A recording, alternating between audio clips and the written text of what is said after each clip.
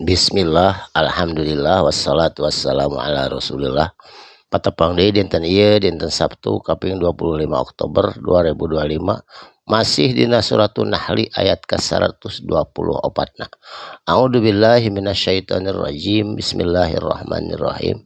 Innama sanyana ari perkara umat Yahudi ju'ila dijadikeun ku umat Yahudi as-sabtu kana poe Sabtu sebagai hari tempat ibadah. Sawab kapungkur manehanana pernah dikutuk ku Allah jadi monyet sadayana di pantai ketika ngalalauk dilarang dina poe Sabtu. Jadi umat Yahudi mah sae Sabtu teh dilambangkeun ge ku gambar pesta.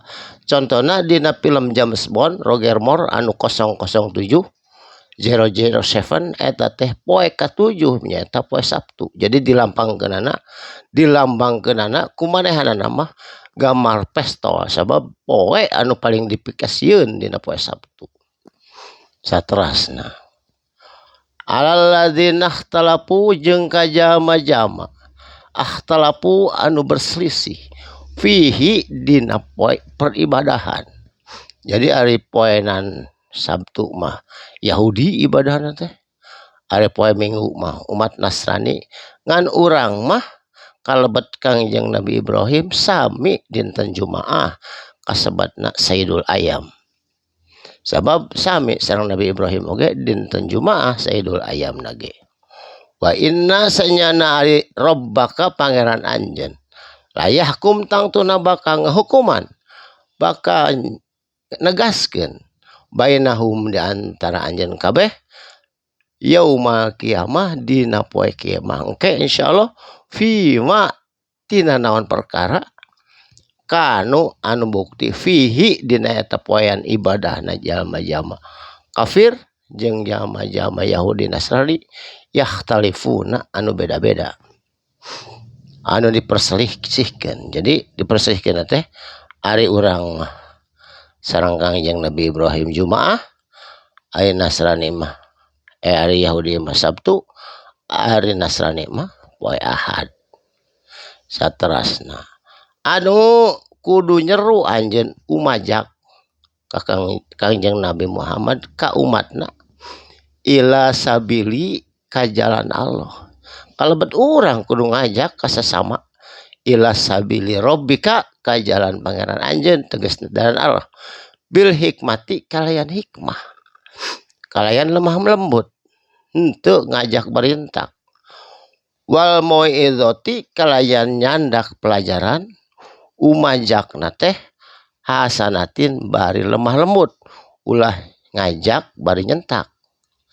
Saterasna wajadilhum jeung lamun urang diajak kumanehanana ibadah urang oge wajadilhum kudu nolak hum ka itu jalma-jalma anu ngajak ibadah ka gereja ibadah ka mana wae urang teh kudu nolak ulah milu billati kalayan itu tolakanana ya itu tegasna nolak ahsanu ku lemah lembut ulah jebras-jebris emut hararayang teuing sanes kitu sok teh payun insyaallah abdi mah nuju aya pamengan atawa kumaha we nolakna ku nolak anu sae sabab eta teh bil hikmah umat Islam mah nolak kudu nolak nu sae ngajak oge ngajakna kudu bil hikmah anu sae teu kengeng ngajak bari nyentak atawa embung bari jubras-jebris kitu dina ajaran Islam.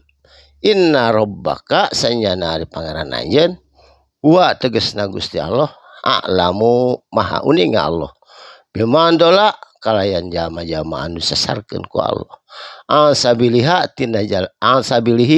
tina jalana Allah wa huwa jeung ari itu Gusti Allah a'lamu maha uning Allah bil muhtadin kalayan ka jalma-jalma anu dipaparinan pituduh ku Allah.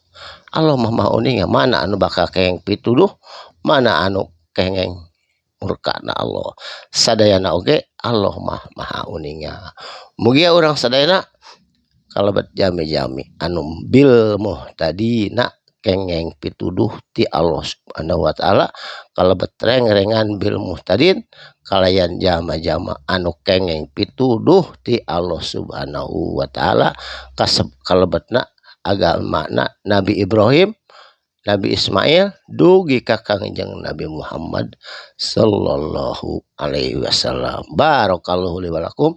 Mugi aya manfaatna sakalimah dua kalimah. Insyaallah patepang deui dinten Senin kalayan kaayaan sehat wal afiat. Shadaqallahul adzim. Wassalamualaikum warahmatullahi wabarakatuh.